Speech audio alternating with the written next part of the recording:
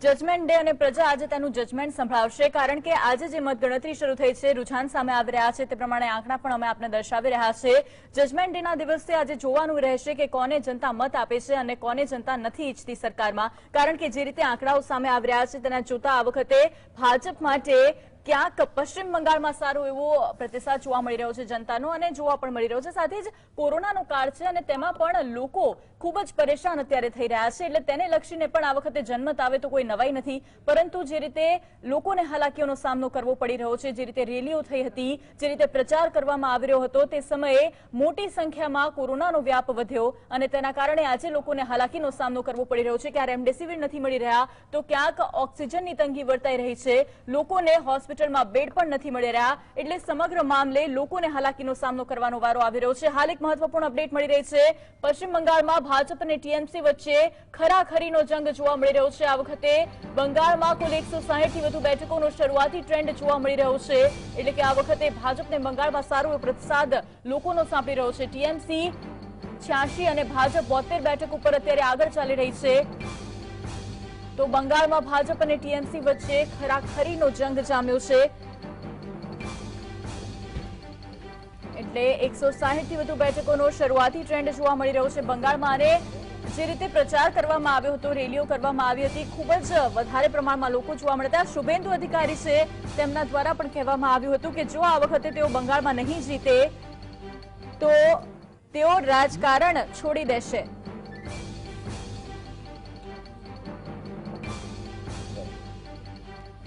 તો જે રીતે ટ્રેન્ડ જોવા મળી રહ્યા છે, બંગાળમાં કુલ 160 થી વધુ બેઠકો ટીએમસી સામે 86, ટીએમસી બેઠક 86 ઉપર અને ભાજપ 72 બેઠક ઉપર આગળ ચાલી રહ્યું છે। આ પહેલા પણ 100 બેઠકોનો ટ્રેન્ડ સામે આવ્યો હતો અને આ બંને બેઠકો છે તે જોવા મળી હતી, એટલે કે હવે જે જંગ જોવા મળી રહ્યો છે ખરાખરીનો છે બંગાળમાં।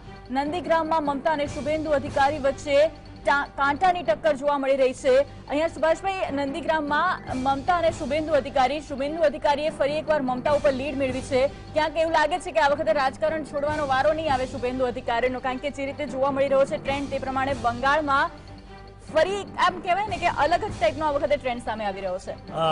પણ તેમાં એવું લાગે છે કે જે રીતે મમતા બેનર્જી પણ આખા બંગાળમાં ફરી વળ્યા છે અને એક તરફ સમગ્ર ભારતીય જનતા પાર્ટીને, આ તરફ એકલવીર એવા મમતા બેનર્જી, આ બંને વચ્ચે જે પ્રકારનો યુદ્ધ ચાલ્યું છે અને જે પ્રકારનો આ ચૂંટણી જંગ આ વખતે થયો, એ જોતા એવું લાગે છે કે આ સન્નારીએ ખૂબ મહેનત કરી છે અને એક આખી પાર્ટી સામે પોતે એકલે હાથે જંગ લડવાનો પ્રયત્ન કર્યો છે, કારણ કે એના લેફ્ટ એન્ડ રાઈટ ગણી શકાય એવા સાથીઓ પણ આ વખતે ખરી પડ્યા હતા ચૂંટણીમાં અને એને કારણે મને એમ લાગે છે કે બરાબર કાંટાની ટક્કર છે। અને તમે કહ્યું એ સાચું છે કે જો શુભેન્દુ અધિકારી અને મમતા બેનર્જી વચ્ચે બરાબર ટક્કર જામે અને શુભેન્દુ અધિકારી જો ચૂંટણી જીતી જાય તો મમતા માટે હવે રાજકારણ છોડવા જેવો જ વિષય આવીને ઉભો રહેશે।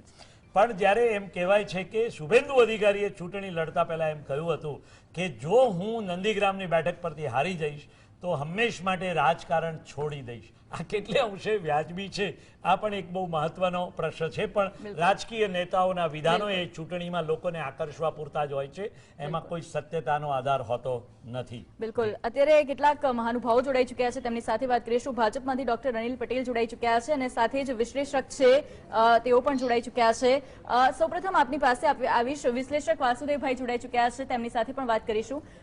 સૌપ્રથમ આપની પાસે આવી માંગીશ અનિલભાઈ, કારણ કે એક તરફ શુભેન્દુ અધિકારીએ એવું કીધું છે કે રાજકારણ છોડી દઈશ આગળના સમયમાં જો તેઓ નહીં જીતે, પરંતુ ટ્રેન્ડ્સ જે સામે આવી રહ્યા છે, આપને શું લાગી રહ્યું છે? મને એવું લાગે છે કે રાજકારણમાં આવી રીતે ચેલેન્જો ચૂંટણી વખતે અપાતી હોય છે અને બહુ સ્વાભાવિક વિષયો છે અને ચૂંટણી થઈ જાય પછી આખી ચૂંટણીના પ્રભાવો અને આખી ચૂંટણીની દિશાઓ, રાજનીતિની દિશાઓ જુદી હોય છે, એટલે સ્વાભાવિક છે કે એ સામસામે પોતાનું જે રીતે એગ્રેસિવ કેમ્પેનિંગ શુભેન્દુજીનું હતું અને મને હજુ પણ એવું લાગે છે કે શુભેન્દુ અધિકારી ત્યાં નંદીગ્રામમાં જીતવાના છે, પરંતુ હમણાં સુભાષભાઈએ જે કીધું મમતા બેનર્જી એકલા હાથે, જો સ્વાભાવિક રીતે સુભાષભાઈ જે વ્યક્તિઓની પાર્ટી છે એ વ્યક્તિઓ બીજી કોઈ કેડર ડેવલપ થવા દેતી નથી, નંબર 1।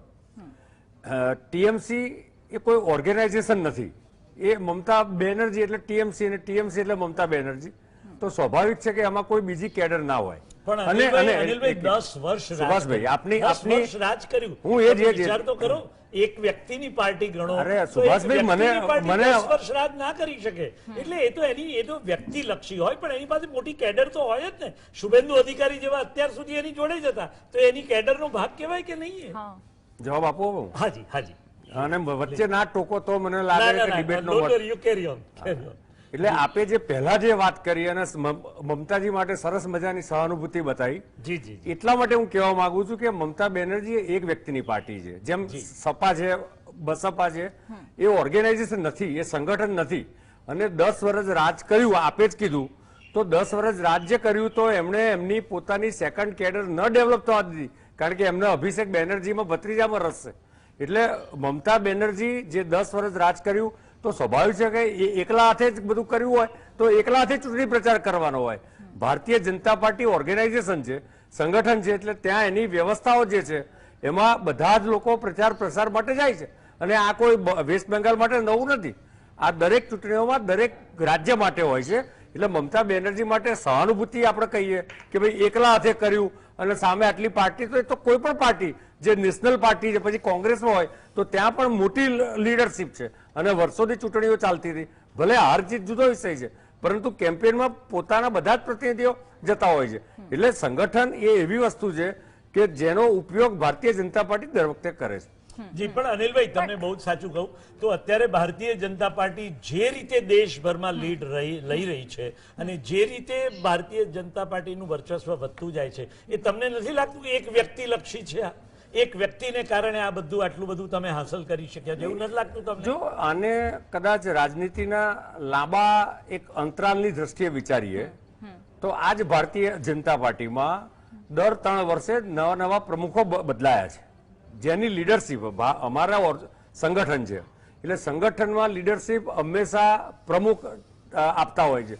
અને એક જમાનામાં 80માં 2 સીટ આવી હતી, ત્યારે પણ અટલ બિહારી વાજપેયી અડવાણીજી હતા, વચ્ચે મુરલી મનોહર જોશી હોય કે કુશાભાઉજી ઠાકરે હોય કે નીતિન ગડકરી હોય કે રાજનાથસિંહ હોય, આ જુદા જુદા પ્રકારના લોકોનું નેતૃત્વ આવ્યું છે. અને આ 2 સીટમાંથી ક્રમશઃ કેન્દ્રમાં સત્તામાં આવી છે. એ જ રીતે રાજ્યોમાં પણ લીડરશીપ છે. અહીંયા જેમ મુરબ્બી કેશુબાપા હતા, જે તે જમાનામાં શંકરસિંહ વાઘેલા હતા, તો આ રીતે ચિમનભાઈ શુક્લ, મકરંદ દેસાઈ, આ બધા જ લોકો દ્વારા ધીમે ધીમે પાર્ટી, આ કઈ રાતોરાત બનેલી પાર્ટી નથી અને રાતોરાત બનેલી પાર્ટી રાતોરાત સત્તામાં આવી નથી. બીજું વાત આપણે આ કરીએ છીએ કે જે રીતે મોદી સાહેબે અત્યારે વર્ચસ્વ જમાવ્યું છે પાર્ટી ઉપર, અને એમનો શબ્દ છેલ્લો શબ્દ હોય છે, એમનો શબ્દ બધાએ સ્વીકારવો પડે છે, કારણ કે એમણે પોતાની મહત્તા સાબિત કરી આપી છે અને પાર્ટીને એનાથી ફાયદો થયો છે. અને એને કારણે હંમેશા એવું હોય છે કે ભારતના રાજકારણમાં જેમ કોંગ્રેસમાં જવાહરલાલ નહેરુ હતા ત્યારે એક વર્ચસ્વ સ્થપાયું, ઇન્દિરા હતી ત્યારે એમનું વર્ચસ્વ સ્થપાયું, વાજપેયી હતા ત્યારે ભારતીય જનતા પાર્ટીનું એક વર્ચસ્વ સ્થપાયું, અને આજે મોદી સાહેબ છે તો એ વ્યક્તિલક્ષી રાજકારણ આપણે ત્યાં સતત ચાલતું આવ્યું છે. એટલે ભારતીય રાજનીતિમાં વ્યક્તિલક્ષી રાજકારણ એ સતત ચાલતું રહ્યું છે, એ વાતને આપણે સર્વત્ર સ્વીકારવી પડે. અને એ રીતે બંગાળમાં ટીએમસીમાં અત્યારે મમતા બેનર્જીનું વર્ચસ્વ છે.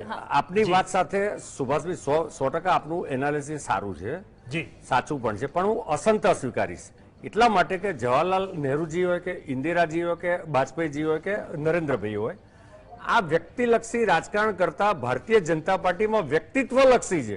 કારણ કે એક પ્રતિભાશાળી નેતૃત્વ જ્યારે કોઈ પાર્ટીનું હોય અથવા તો કોઈ રાજ્ય કે દેશનું હોય, તો સ્વાભાવિક છે કે પ્રતિભાશાળી વ્યક્તિત્વના કામગીરીના કારણે એનું કામગીરી છવાઈ જતી હોય છે અને એનું નેતૃત્વ લોકો સ્વીકારતા હોય છે. એટલે આપણને આજે એવું લાગે છે કે એક વ્યક્તિલક્ષી છે, પણ હું એવું માનું છું વ્યક્તિલક્ષી અને વ્યક્તિત્વલક્ષી. મહત્વપૂર્ણ સમાચાર મળી રહ્યા છે. બંગાળના તારકેશ્વરથી ભાજપ આગળ ચાલી રહ્યું છે, બંગાળની ચૌરંગી બેઠકથી ભાજપ આગળ ચાલી રહ્યું છે. તો તારકેશ્વર અને ચૌરંગી બેઠક, આ બંને બેઠક ઉપર ભાજપ અત્યારે આગળ ચાલી રહ્યું છે. બંગાળમાંથી ભાજપ માટે આ સારા સમાચાર. અનિલભાઈ, આપના માટે સારા સમાચાર છે, આપની પાસે આવીશ, પરંતુ અત્યારે આપણે રાજકીય વિશ્લેષક પાસે જઈશું, વાસુદેવભાઈ પાસે. વાસુદેવભાઈ, વ્યક્તિલક્ષી રાજકારણ કે વ્યક્તિત્વલક્ષી રાજકારણ આપ કેવી રીતે જોઈ રહ્યા છો? ભારતમાં રાજકીય પક્ષોનો જે રીતે ઉદય થયો છે, શરૂઆતમાં બંધારણમાં રાજકીય પક્ષોનું પ્રાવધાન નહોતું, 68માં ચૂંટણી પંચે જે રીતે કચેરી આદેશ કરીને એને જે ચિહ્ન ફાળવણીનો જે આદેશ કર્યો એને કારણે ધીમે ધીમે રાજકીય પક્ષલક્ષી એટલે ધીમે ધીમે એમાંથી પક્ષશાહી તરફ આ દેશ આગળ વધી ગયો. હવે પક્ષમાં આપણને બધાને ખબર છે કે કોઈ પણ પક્ષ હોય એમાં હાઈકમાન્ડ હોય. હાઈકમાન્ડ કે એ પ્રમાણે જે પાર્ટી ચાલતી હોય છે, ક્યાંક સ્થાનિક કોઈ રાજ્ય સ્તરની પાર્ટી હોય તો એનું હાઈકમાન્ડ છે એ હાઈકમાન્ડ સીધું દેખાતું હોય છે. પણ જે ભારતનું જે રાજકારણ છે એમાં કોઈ પણ પાર્ટી લો, કોંગ્રેસ લો, બીજેપી લો, ગમે તે પાર્ટી લો, તો એમાં વ્યક્તિત્વ વિષય નથી આવતો. મૂળ વિષય આવે છે એ વ્યક્તિનો આવે છે કે જે વ્યક્તિ હાઈકમાન્ડ એટલે જેના બધા નિર્ણયો લેવાની સત્તા જેની પાસે જતી રહે છે. એટલે રાષ્ટ્રીય સ્વયંસેવક સંઘે જ્યારે નરેન્દ્રભાઈ મોદીની દિલ્હીમાં એના સરસંઘ પૂજનીય સરસંઘ ચાલકજીએ જે પ્રમાણે એની પ્રપોઝલ કરી એને કારણે બધાને ખબર પડી ગઈ કે હવે આ વ્યક્તિ જ નિર્ણયો કરવાના છે, હાઈકમાન્ડ આપણું આ છે. એટલે પછી એમાં વ્યક્તિત્વનો વિષય નથી આવતો. વ્યક્તિત્વ તો કેટલું ને કેવું આ કોરોના કાળમાં જે વ્યવસ્થાઓ ગોઠવી છે કેન્દ્ર સરકાર અને રાજ્ય સરકારો, એ આપણને ખબર પડી ગઈ કે પોલિટિકલ પાર્ટીઓમાં વ્યક્તિત્વ વિષય જ નથી.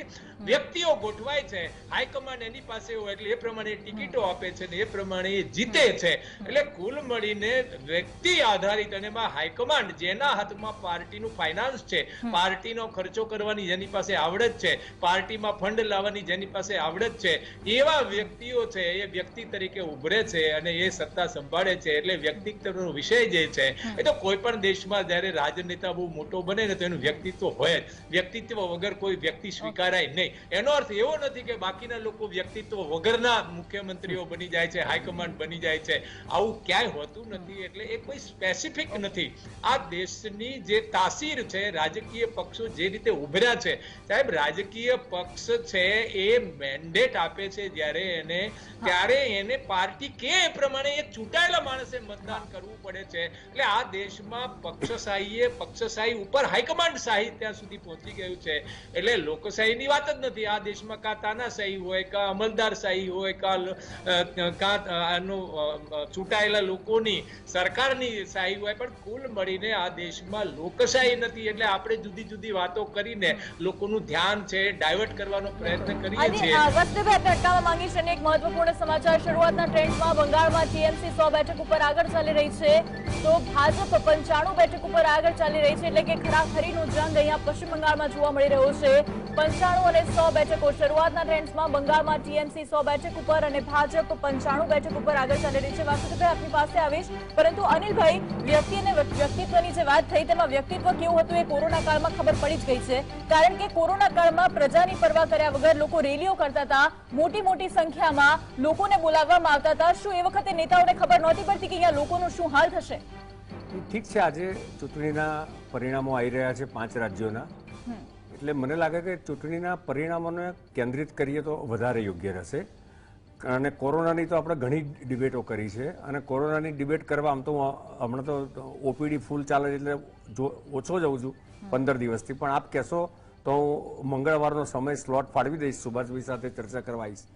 પણ પરંતુ જે રીતે વિશ્લેષક મિત્રે એનાલિસિસ કર્યું, મને લાગે છે કે વ્યક્તિ તો દેશમાં 130 કરોડ છે, પરંતુ દરેકનું વ્યક્તિત્વ જુદું છે અને દરેક વ્યક્તિ પોતાના વ્યક્તિત્વની પોતાની ઇનહરન્ટ જે સ્ટ્રેન્થ છે, અંદરની તાકાત છે, એ તાકાતના આધારે એક ચોક્કસ ચશ્માથી લોકો જોતા હોય છે. એમાં આપણે ઘણીવાર કહીએ છીએ કે આ હકારાત્મક વ્યક્તિત્વ છે, ઓપ્ટિમિસ્ટિક છે કે પેસિમિસ્ટિક છે. એ રીતે કેટલાક લોકો નકારાત્મક રીતે જોવા ટેવાયેલા હોય છે. કાળા ચશ્મા પહેરીને હું આપણા સ્ટુડિયોમાં બેસું તો મને બધું કાળું દેખાવાનું છે. એટલે એ વ્યક્તિની જે વ્યક્તિત્વ છે એ સોચના આધારે માણસ દરેક વસ્તુનું મૂલ્યાંકન કરતી હોય છે અને દરેક વસ્તુનું એનાલિસિસ કરતી હોય. જો રાજનૈતિક રીતે આઝાદી થયા પછી દેશમાં અનેક પોલિટિકલ પાર્ટીઓ આવી છે અને દરેક પોલિટિકલ પાર્ટીને જુદા જુદા સમયે જુદા જુદા લોકોએ નેતૃત્વ આપ્યું છે અને એ પોતાની શક્તિ પ્રમાણે પોતપોતાની પાર્ટીને નેતૃત્વ આપ્યું છે. કેટલાક સફળ થયા છે, કેટલાક નિષ્ફળ થયા છે અને એક ચોક્કસ નાના ગાળાના આધારે એનું મૂલ્યાંકન કરવું. દાખલા તરીકે ઇન્દિરાજી શક્તિશાળી નેતૃત્વ હતું. બાંગ્લાદેશની આપણે જે થઈ આઝાદી એ લડાઈના કારણે એમ કહેવાય કે જબરજસ્ત તાકાતવાળું વ્યક્તિત્વ હતું અને નેતૃત્વ એને કોંગ્રેસને પૂરું પાડ્યું, એ સ્વીકારવું પડે. પરંતુ કટોકટીનો જે એક નિર્ણય હતો તો એ કદાચ એમની એક વિચારસરણીના આધારે લીધો હશે દેશમાં જુદા જુદા વડાપ્રધાનો પણ આવી ગયા છે. દરેક માણસ પોતપોતાના વ્યક્તિત્વ, એની વિચારસરણી, જે એની સોચ છે, પોતાની પોલિટિકલ પાર્ટીની આઈડિયોલોજી છે, એ દરેક પાર્ટી પોતાની આઈડિયોલોજી પકડીને ચાલતી હોય છે. આજે જે પ્રકારે ચૂંટણીના રિઝલ્ટો આવે છે એને મને એવું લાગે છે પછી વેસ્ટ બેંગાલ હોય, આસામ હોય, પોંડિચેરી, તામિલનાડુ, કેરાલા, મને લાગે છે કે એને કેન્દ્રિત કરીને જો આપણે ચાલીએ તો વધુ યોગ્ય છે. હા, એટલે 100 અને 95 બેઠકો ખરાખરીને એક તરફ જંગ, અને જેમ ચૂંટણીના પ્રચારમાં કોરોનાને મૂકી દીધો તો એવી રીતે જ હવે ભારતીય જનતા પાર્ટીના પ્રવક્તા છે તે ચર્ચામાં પણ કોરોને મૂકવા માંગે છે. એટલે કે અહીંયા વાત થાય કે જે નહીં તો આજે ચૂંટણીમાં આજે ઇલેક્શનની છે ચર્ચા કે કોરોનાની ચર્ચા છે? તો આપણે ચૂંટણીની ચર્ચા ના કરીએ. ડોક્ટર તરીકે આપની સાથે ચિંતા તો આપણે કોરોનાની છેલ્લા 1.5 વર્ષથી કરીએ છીએ. અને આપણે બેન, શું નામ છે બેન? ક્રીમાબેન, હું આપને કોરોનાની ચર્ચા ઉપર સ્ટ્રીક રાખીશ. આપણે જ્યાં સુધી હું બેસું ત્યાં સુધી આપણે કોરોનાની જ કરીશું ચર્ચા, કારણ કે હું તો being a doctor, I can say more then you. તો હું તમારી સાથે કોરોનાની જ ચર્ચા કરીશ. તમે ક્રીમાબેન મને ખાલી એટલું કહો, what is the difference between pandemic and epidemic? તમે એ વાત કરો છો, તો હું કોરોનાની વાત કરું છું બેન. તમે ક્રીમાબેન, તમારું આપનું કોરોનાનું ખૂબ સારું નોલેજ. હું તમારા જવાબમાં હું પ્રશ્ન પૂછું છું કે મને પેન્ડેમિક ને આપ વધારે સક્ષમ છો એ જવાબ આપવા માટે, આપ વધારે સક્ષમ છો એ જવાબ આપવા માટે. પણ સવાલ આ છે અનિલભાઈ, સવાલ આ છે કે આપણે બંને ચર્ચા એટલા માટે કરવી પડશે કે આજે ચૂંટણીના પરિણામો પણ આવી રહ્યા છે, અને બીજી બાજુ તમે જુઓ છો કે ઓક્સિજન, રેમડેસિવિર અને બેડ્સના અભાવમાં પેશન્ટ્સ મરી પણ રહ્યા છે. આ વસ્તુને પણ સ્વીકારવી પડશે. એટલે ભારતીય જનતા પાર્ટીની એક જ જવાબદારી નથી, એ બંને જવાબદારી છે, કારણ કે સત્તાધારી પાર્ટી છે. એટલે બંને બાબતની ચર્ચા આ ચેનલ પેનલ પર સતત સાથે અમે કરવા માંગીએ છીએ. અને એ બહુ અત્યંત જરૂરી છે કે એક તરફ ચૂંટણી આવી રહી હતી અને બીજી તરફ જે રીતે સભાઓ થતી હતી એ જોતા એવું દેખાતું હતું કે તમામ રાજકીય પક્ષોને માત્ર ને માત્ર ચૂંટણી જીતવામાં રસ હતું. લોકોના જીવ સાથે ખેલ ખેલાયો છે આ વખતની ચૂંટણીઓમાં. મદ્રાસ હાઈકોર્ટ શું ખોટી હતી? જે રીતે મદ્રાસ હાઈકોર્ટ દ્વારા કહેવામાં આવ્યું, સૂચનો કરવામાં આવ્યા, મદ્રાસ હાઈકોર્ટ ખોટી હતી અહીંયા, કારણ કે ચૂંટણી એક વર્ષ સુધી ટાળી પણ શકાઈ હોત, એમાં કશું જ ખોટું ન થયું હોત. આપ બંને એન્કર બોલશો કે મારે જવાબ પણ આપવાનો?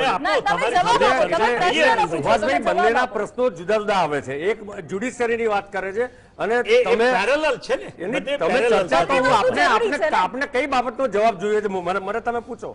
જ્યુડિશિયરીની વાત કરો છો તો હું જ્યુડિશિયરીનો જવાબ આપું, અને તમે બધા જ પોલિટિકલ પાર્ટીની વાત કરો તો બધી જ પોલિટિકલ પાર્ટી વાત થાય છે અહીંયા. ક્રીમાબેન, આપ કદાચ આપની સાથે હું જિંદગીમાં પહેલી વાર ડિબેટ કરી રહ્યો છું જીએસટીમાં. મને લાગે છે કે ડિબેટનો અર્થ એ છે કે આપણે પ્રશ્ન મૂકીએ અને સામે એનો જવાબ વ્યક્તિ આપે. પ્રશ્નની અંદર પ્રશ્ન એટલે તમે પોતે કન્ફ્યુઝ છો તમે ક્રીમાબેન ચોક્કસ ડિરેક્શન સાથે બેઠા છો, તમે કન્ફ્યુઝ છો કે ચોક્કસ એક મેન્ડેટ સાથે બેઠા છો, એ મારા માટે સમજવાનો વિષય. તો જેમ સુભાષભાઈએ શરૂઆતની એમની ડિબેટમાં મને પ્રશ્ન પૂછ્યો અને મેં એમને જવાબ આપ્યો, ફરી પ્રશ્ન પૂછ્યો, મેં ફરી જવાબ આપ્યો, પણ આપણા ત્યાં તો અસ્ખલિત પ્રશ્નો, પેટા પ્રશ્નો, પ્રશ્ન તો ડિબેટ કરવી છે કે આપણે પ્રશ્નોની જ ચર્ચા કરવી? પ્રજાના પ્રશ્નો છે. હા, તો પ્રજાના બધી ડિબેટો ક્રીમાબેન પ્રજાના પ્રશ્નો ઉપર જ થાય. અનિલભાઈ, તમે શું કહેશો? જે રીતે બંગાળમાં અત્યારે ટ્રેન્ડ આવી રહ્યો છે, અનિલભાઈ, બંગાળમાં જે ટ્રેન્ડ આવી રહ્યો છે એ શું લાગે છે તમને? કારણ કે આ જે ટ્રેન્ડ છે એની પેરેલલ બંગાળમાં કોરોનાનું પણ સંક્રમણ સતત વધી રહ્યું છે. એટલે બંને ચિંતા આપણે કરવી પડે. ચોક્કસ કોરોનાની ચિંતા પણ જે સરકારો જે રાજ્યમાં છે અને કેન્દ્ર સરકાર, આ બધા લોકોએ કરવાની જરૂર છે. કોરોનાની ચિંતા આપણે પણ કરવાની જરૂર છે, કારણ કે કોરોના એના માટેનું ઇન્ફ્રાસ્ટ્રક્ચર, એની વ્યવસ્થાઓ, એનું આગોતરા આયોજન, આ બધા લોકોની જવાબદારી છે. આજે હું ધારો કે માસ્ક વિના ફર્યા કરતો હોઉં તો સ્વાભાવિક છે કે કોરોના મને લાગવાનો જ છે. એટલે કોરોનાના સંદર્ભમાં આપણને જ્યારે એક એપિડેમિક અને પેન્ડેમિક શું કહેવાય એનો ડિફરન્સ ખબર હોય તો આપણે એની ચર્ચા કરવી જોઈએ. મને એવું લાગે છે કે જ્યારે દાખલા તરીકે કેન્દ્રનું બજેટ આવતું હોય અને મને હું મારા ઘરના બજેટની સમજણ ના પડતી હોય અને હું કેન્દ્રના બજેટ ઉપર પાનના ગલ્લે ઉભા રહીને બધા ભાષણો કરું તો એનો મિનિંગ નથી. જો બધી જ સરકારોની પૂરેપૂરી જવાબદારી છે આરોગ્ય એ રાજ્યનો વિષય છે, સાથે સાથે કેન્દ્રની પણ જવાબદારી છે. હું બિલકુલ સ્વીકારું છું. અને મહત્વપૂર્ણ સમાચાર મળી રહ્યા છે, કરી દઈશું તેની ઉપર નજર. નંદીગ્રામ બેઠક ઉપરથી સૌથી મોટા સમાચાર સામે આવી રહ્યા છે. નંદીગ્રામ બેઠક ઉપરથી આ સૌથી મોટા સમાચાર અત્યાર સુધીના. ભાજપના શુભેન્દુ અધિકારી 15,000 કરતા વધુ મતોથી આગળ ચાલી રહ્યા છે. એટલે કે ભાજપને અહીંયા સારો એવો પ્રતિસાદ. શુભેન્દુએ મમતા ઉપર અત્યારે જંગી લીડ મેળવી છે. મમતા બેનર્જી, પ્રચાર, શુભેન્દુ અધિકારી, આ તમામ વસ્તુઓની અત્યારે વાત કરવામાં આવી રહી છે. નંદીગ્રામ બેઠક ઉપરથી અત્યાર સુધીના આ સૌથી મોટા સમાચાર સામે આવી રહ્યા છે. શુભેન્દુ અધિકારી અહીંથી આગળ ચાલી રહ્યા છે. ભાજપના શુભેન્દુ અધિકારી 15,000 કરતા વધુ મતોથી આગળ ચાલી રહ્યા છે. અનિલભાઈ, બંગાળમાંથી આપના માટે આ એક સારા સમાચાર સામે આવી રહ્યા છે. ચલો, ચૂંટણીની વાત થઈ, પ્રચારની વાત થઈ, કોરોનાના નિયમોના ભંગની વાત થઈ, પણ આખરે તો જીત મેળવવી એ જ લક્ષ્ય છે ને? મને લાગે છે કે ચૂંટણીઓ થાય તો એમાં હારજીત તો થતી હોય છે. બંગાળમાં આગળ છે, અપેક્ષા છે કે અમે જીતીશું ક્રીમાબેન, પણ જરૂરી નથી કે ચૂંટણીમાં જીત કે હાર થાય.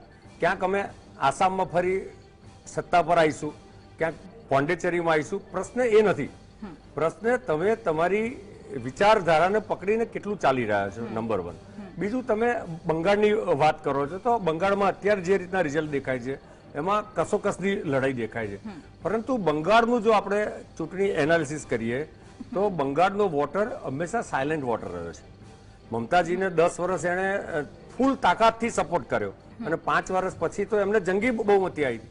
પરંતુ બંગાળમાં જે પ્રકારનું એક ભયનું અને ડરનું વાતાવરણ હતું, એ ભય અને ડરના વાતાવરણના કારણે ત્યાંનો મતદાતા સાયલેન્ટ હતો, એ બોલતો નહોતો.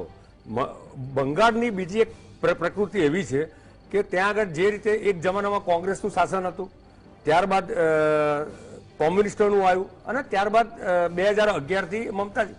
તો દરેક વખતે જે ચૂંટણીઓ રક્તરંજિત થતી હતી, એ રક્તરંજિત ચૂંટણીઓના કારણે ત્યાંનો જે વોટર છે સુભાષભાઈ, એ ક્યારે પોતાનો મત જાહેરમાં વ્યક્ત કરતો નથી અને એ ચૂંટણીમાં મત આપી આવે છે. કારણ કે એને ડર હોય છે કે કદાચ હું જે પાર્ટીના સમર્થનમાં હું મારો મત વ્યક્ત કરીશ અને એ પાર્ટી સત્તામાં ના આવી તો મારું શું? મારા જીવનું જોખમ છે, મારા અસ્તિત્વનું જોખમ છે, મારા ધંધાનું જોખમ છે. એટલે બંગાળની એક આ પરંપરા રહી છે, આખા દેશની કમનસીબી કહેવાય કે બંગાળમાં સૌથી વધારે લોહિયાળ ચૂંટણી હોય છે. તમે જો અમારા 14 કરતા વધારે કાર્યકર્તાઓના મર્ડર થયા છે છેલ્લા 1-1.5 વર્ષમાં. એટલે અનિલભાઈ, આપણી સાથે દક્ષેશ પાઠક પણ જોડાઈ ગયા છે. દક્ષેશભાઈ, આપનું સ્વાગત છે અમારી આ ચર્ચામાં. અને અનિલભાઈ જે વાત કરી રહ્યા છે કે બંગાળમાં જે રીતે લોહિયાળ જંગ ખેલાતો હતો, તો આ વખતની ચૂંટણીમાં પણ લગભગ એનું પુનરાવર્તન થયેલું આપણને જોવા મળે છે. દક્ષેશભાઈ, આપની પાસે આવીશ, પરંતુ અત્યારે સમય એક વિરામનો થઈ ગયો છે. હાલ વિરામ માટે રોકાઈશું અને ત્યારબાદ ફરી એકવાર ચર્ચા કન્ટિન્યુ કરીશું.